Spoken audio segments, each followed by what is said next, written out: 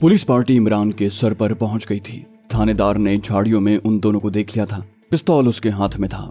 उसने पिस्तौल का एक हवाई फायर कर दिया। पिस्तौल के फायर की आवाज के साथ ही दुलारी और इमरान ने एक तरफ भागना शुरू कर दिया। इमरान झाड़ियों को फलांगता अंधाधुंध भागा जा रहा था। दुलारी भी उसके पीछे पीछे दौड़ती चली आ रही थी। उनके पीछे पुलिस भी भागते हुए उनका ताक़ुब कर रही थी।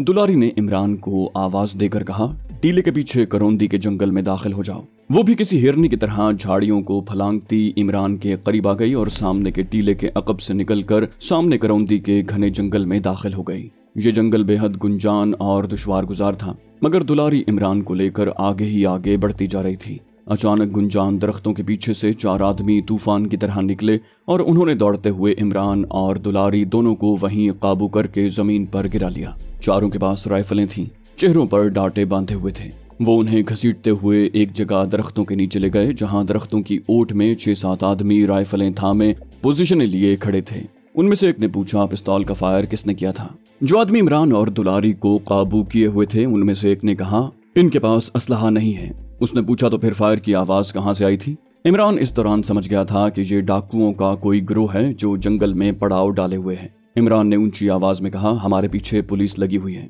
एक आदमी ने दरख्तों के पीछे से चिल्लाकर कहा, इनको सरदार के पास ले जाओ, ये दोनों मुझे पुलिस के जासूस लगते हैं। सरदार से कहो पुलिस आ गई है। चारों आदमी इमरान और दुलारी को अपने साथ तेज तेज चलाते बल्कि दौड़ाते एक चट्टान की ओट में बड़ी चारपाई पर बैठे हुए आदमी के पास ले गए और धक्के देकर दोनों को उस आदमी के सामने गिरा दिया। एक ने कहा, सरदार ये पुलिस के जासूस हैं, इनके साथ पुलिस भी जंगल में दाखिल हो गई है। दूसरे आदमी ने कहा, सरदार पिस्तौल का फायर पुलिस वालों का था। इस दौरान इमरान ने चारपाई पर बैठे हुए आदमी को दिन की रोशनी में पहचान लिया। ये तुरखान था, यानी वही डाकू जिसको गंज बसौदा के डाक बंगला होटल में इमरान ने पुलिस से बचाया था। और तुरखान ने खुश होकर इमरान से कहा था, अबे तूने मुझे खरीद लिया है, मेरा नाम तुरखान है, अगर कभी मेरी तुम्हें जरूरत पड़े तो मेरे पास चले आना, मैं सतपड़ा के जंगलों में ही होता हूँ। मगर अभी तुरखान ने इमरान की तरफ तवज्जो नहीं दी थी। पुलिस पार्टी की आमद की इत्तला से वो चौकस हो गया था और अपने आदमियों को मोर्चे संभालने की हिदायत देने में मसरूफ था। इमरान कुदरत के इस हुस्न इत्तेफाक पर हैरान रह गया। कुदरत ने किस तरह खुद ब खुद उस वक्त इमरान को तुरखान के सामने लाकर डाल दिया था जब उस जंगल में कोई भी उसकी मदद को नहीं पहुंच सकता था। दुलारी कुछ डरी हुई थी और इमरान के पास ही जमीन पर बैठी हुई थी। डाकुओं के ग्रोह में हलचल सी मच गई। वो मुसल्ला होकर दौड़ दौड़ कर जंगल में पोजीशनें संभालने में मसरूफ था। तुरखान के पास सिर्फ उसके 4 बॉडीगार्ड ही रह गए थे। तब तुरखान ने इमरान की तरफ मुतवज्जे होकर कहा, तुम पुलिस के टाउट हो, क्यों ना तुम्हें मैं अपने पिस्तौल से शूट कर दूं।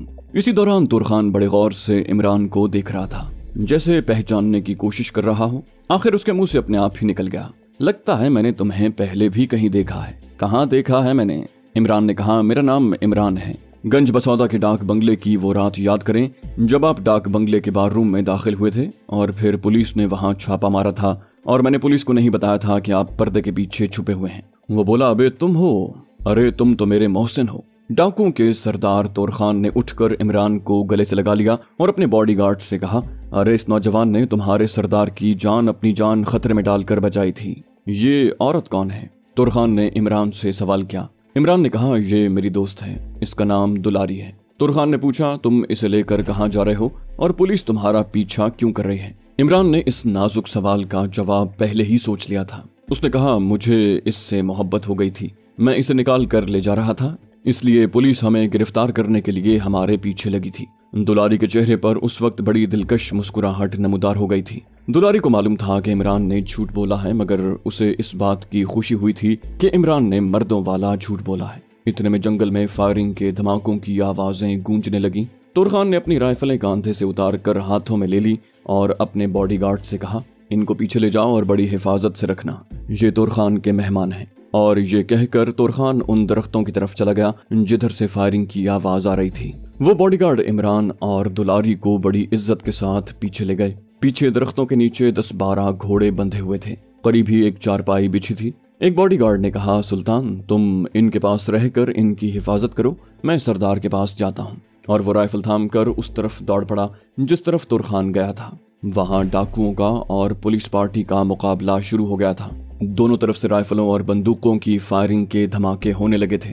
इन धमाकों से जंगल की फजा गूंजने लगी थी और दरख्तों पर से परिंदे उड़कर दूसरी तरफ को जा रहे थे। दुलारी और इमरान चारपाई पर बैठे थे और एक बॉडीगार्ड राइफल थामे उनकी हिफाजत कर रहा था।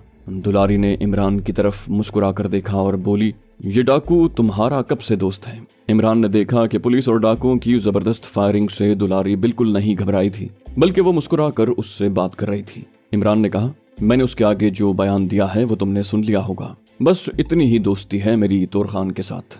दुलारी ने जवाब दिया, मैं समझ गई हूँ, मगर मुझे इस बात की बड़ी खुशी हुई कि तुम मुझे निकाल कर ले जा रहे हो। तुमने मर्दों वाला काम किया है तो अब मुझे अपने साथ रखना। इमरान घबरा गया कि कहीं सचमुच ये औरत उसके गले न पड़ जाए। उसने फौरन जवाब में कहा, वो तो मैंने तोर खान के आगे झूठ बोला था। दुलारी ने कहा, लेकिन मैं उसे सच समझती हूँ। क्या ख्याल है? इस वक्त यहाँ कयामत मची हुई है, ये बातें बाद में करेंगे। डाकू भाग कर आते और पीछे दरख्तों में से असलहा, मैगजीन और गोलियां उठाकर ले जाते। फायरिंग अब इतनी शदीद नहीं हो रही थी। इमरान समझ गया कि पुलिस पार्टी के मुकाबले में डाकुओं की तादाद ज्यादा है और वो जंगल के असरार और रुमूज से वाकिफ नहीं है। इस वजह से पुलिस के कुछ सिपाही मर गए हैं और पुलिस पार्टी पसपा होते हुए फायर कर रही है। डाकुओं के पास असलहे की भी कमी नहीं थी। पुलिस शहर में इक्का दुक्का बदमाश का और जंगल में इक्का दुक्का डाकू का मुकाबला कर लेती है, मगर जब डाकुओं का पूरा गिरोह सामने हो तो पुलिस जूतियां फेंक कर भाग जाती है। उस 6-7 सिपाहियों की पुलिस पार्टी के साथ यही कुछ हो रहा था।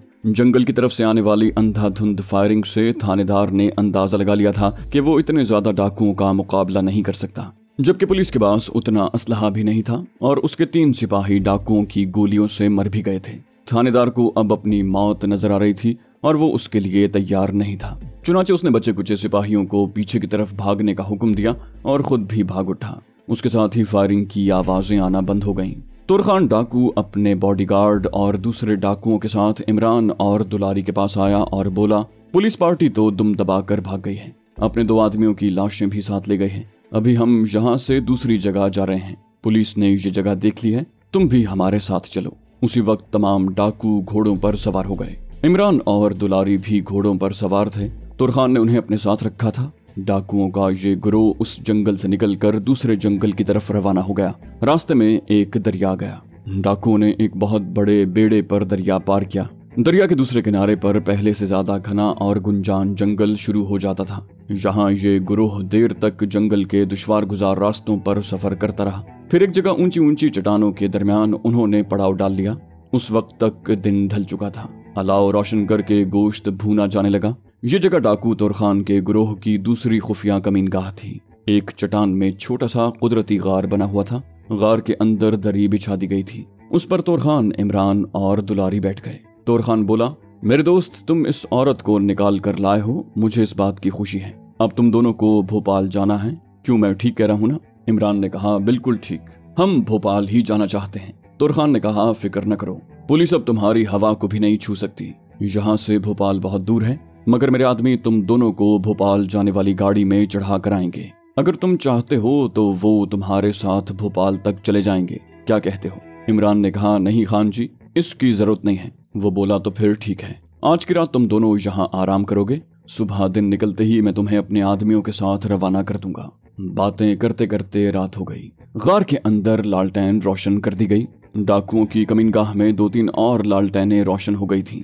इमरान और दुलारी ने तोर खान के साथ वहीं बैठकर खाना खाया। उसके बाद कहवे का दौर चला। तोर खान ने इमरान से कहा, तुम अब मेरे छोटे भाई बन गए हो। अगर कभी तुम्हें मेरी जरूरत पड़े तो बस इन जंगलों में आ जाना, मैं कहीं न कहीं तुम्हें मिल जाऊंगा। अब तुम लोग आराम करो, सुबह मुलाकात होगी। तोर खान चला गया। इमरान और दुलारी अकेले रह गए। इमरान ने कहा, मेरा ख्याल है मैं बाहर चारपाई बिछवा कर सो जाता हूँ। दुलारी ने इमरान की तरफ देखा और बोली, क्या मुझसे तुम्हें कोई खतरा है? इमरान बोला, बिल्कुल नहीं, मैंने सोचा कि तुम्हें तकलीफ न दूं।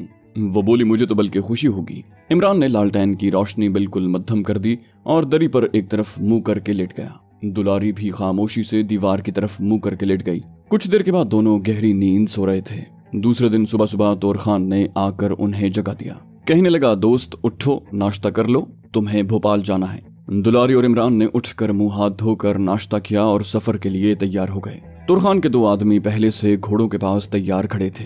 तोर खान ने कहा, मेरे भाई, तुम्हारी मेजबानी में मुझसे कोई कमी रह गई हो तो माफ कर देना। इमरान ने कहा, खान जी ऐसी बात ना कहें, ये तो मेरी खुशकिस्मती थी कि यहाँ आप मिल गए, वरना इस वक्त मैं और दुलारी हवालात में होते। तुरखान ने जेब से 500 रुपए का नोट निकाल कर दुलारी को देते हुए कहा, तुम पहली बार भाई के पास आई हो, ये हकीर सा नजराना कबूल करो। दुलारी जरा हिचकिचाई।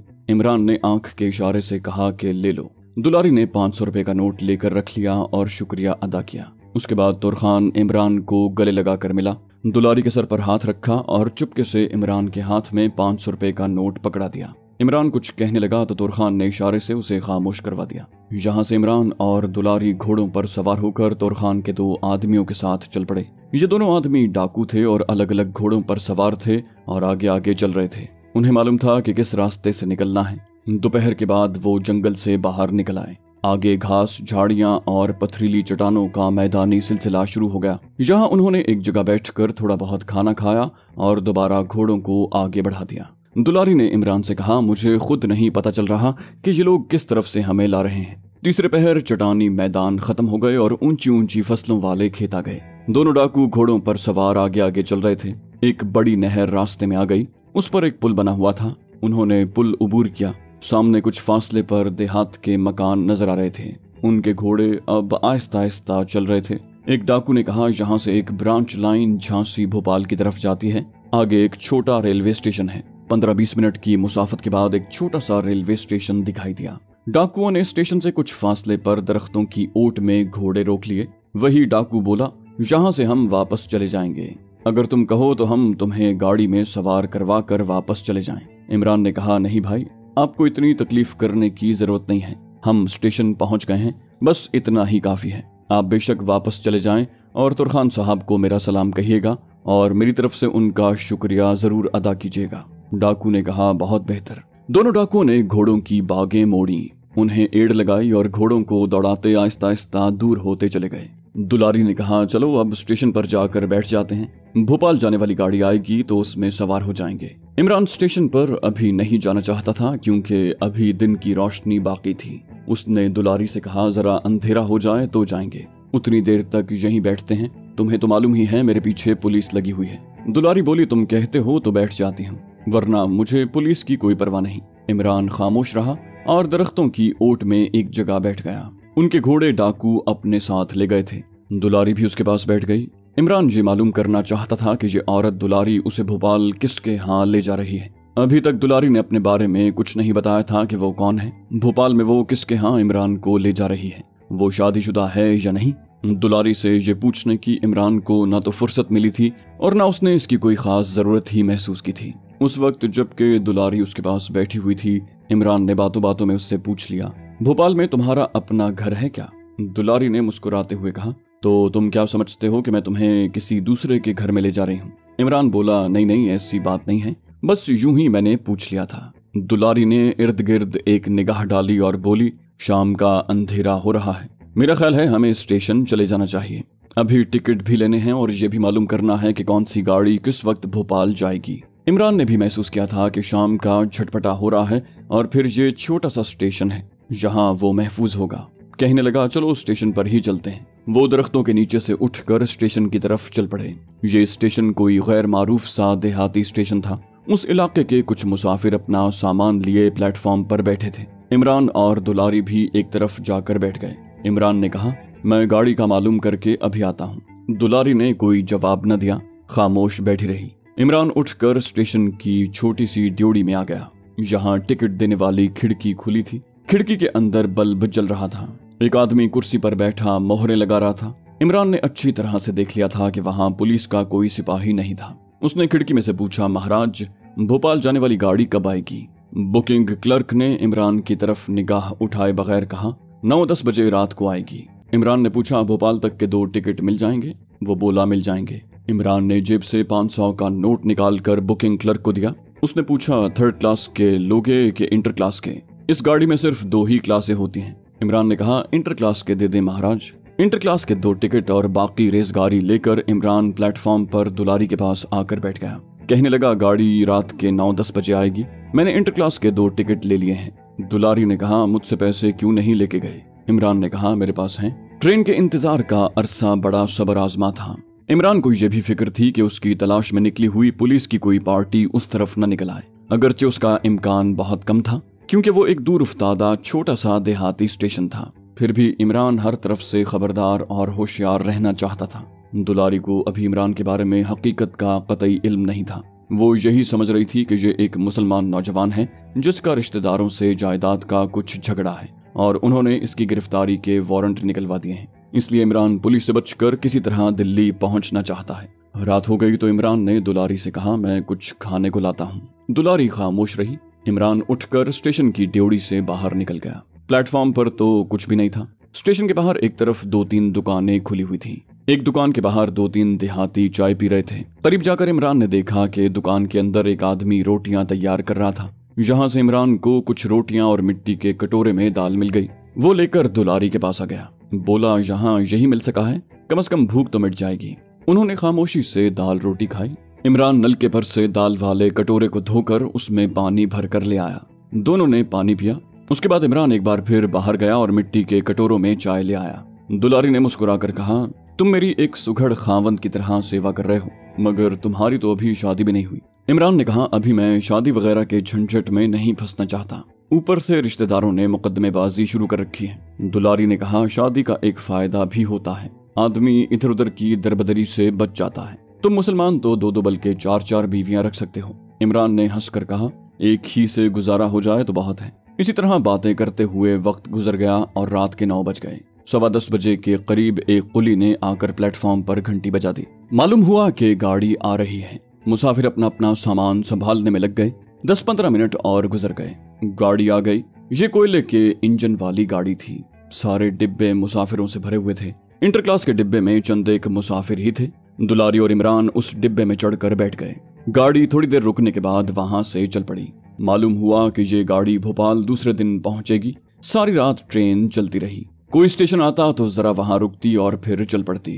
रात गुजर गई। दिन का उजाला फैलने लगा। दिन के 11 बजे के करीब भोपाल का स्टेशन आ गया। इमरान पर यह वक्त बड़े कड़े इम्तिहान का वक्त था। भोपाल बहुत बड़ा स्टेशन था। वहां पुलिस भी थी, मिलिट्री पुलिस भी थी। वो एक मफरूर पाकिस्तानी जासूसी नहीं, एक मफरूर कातिल भी था। सारे शुमाली हिंदुस्तान की पुलिस उसकी तलाश में थी। वो कहीं भी पकड़ा जा सकता था। उसने दुलारी से कहा, तुम्हें ये बताने की जरूरत नहीं है कि पुलिस मेरी तलाश में है। मैं स्टेशन के गेट की तरफ से नहीं निकलना चाहता। दुलारी ने कहा, फिक्र न करो, मैं इसी शहर की रहने वाली हूँ। मुझे बाहर निकलने के सब रास्ते मालूम हैं। दिन का वक्त था। रात का वक्त होता तो फिर भी कुछ बचाव हो सकता था। दिन की रोशनी में पुलिस इमरान को दूर से भी देख सकती थी।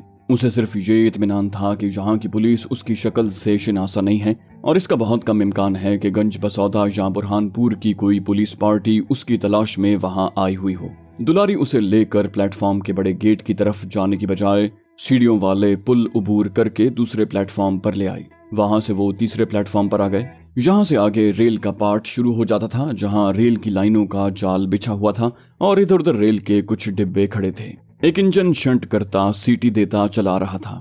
दुलारी ने कहा, यहाँ सामने जो दीवार नजर आ रही है वहाँ एक छोटा सा दरवाजा है, हम उससे बाहर निकल जाएंगे। हमें फिक्र करने की जरूरत नहीं है, हमारे पास टिकट मौजूद है। उन्होंने बड़ी एहतियात के साथ रेलवे यार्ड को उबूर किया और सामने वाली दीवार के पास आ गए। यहाँ जरा आगे जाकर एक छोटी सी गुजरगाह बनी हुई थी। वो दोनों उसमें से निकलकर बाहर सड़क पर आ गए। दुलारी ने कहा, बस अब तुम्हें इत्मीनान हो जाना चाहिए, इधर कोई पुलिस वाला नहीं है। सड़क पर ट्रैफिक चल रही थी। दुलारी एक तरफ खड़ी हो गई। कहने लगी, यहाँ से हमें कोई रिक्शा मिल जाएगा। भोपाल में तांगे भी चल रहे हैं। एक खाली रिक्शे को दुलारी ने हाथ देकर रोक लिया और ड्राइवर से कहा, भेरू के मंदिर चलो। इमरान समझ गया कि दुलारी उसे किसी मंदिर में ले जा रही है। उसने उसे खंडर में भजन कीर्तन करते देख लिया था। उसे यकीन सा होने लगा कि ये कोई मंदिर की देवदासी किस्म की औरत है। ऑटो रिक्शा भोपाल की ट्रैफिक से भरी हुई सड़क पर चला जा रहा था। वो स्टेशन से काफी आगे निकल आए थे। उनकी एक जानिब पुराने भोपाल शहर की फसील और वहाँ ऊंचे ऊंचे मकान थे। रिक्शा वहां से भी आगे निकल गया। शहर की नई आबादी शुरू हो गई।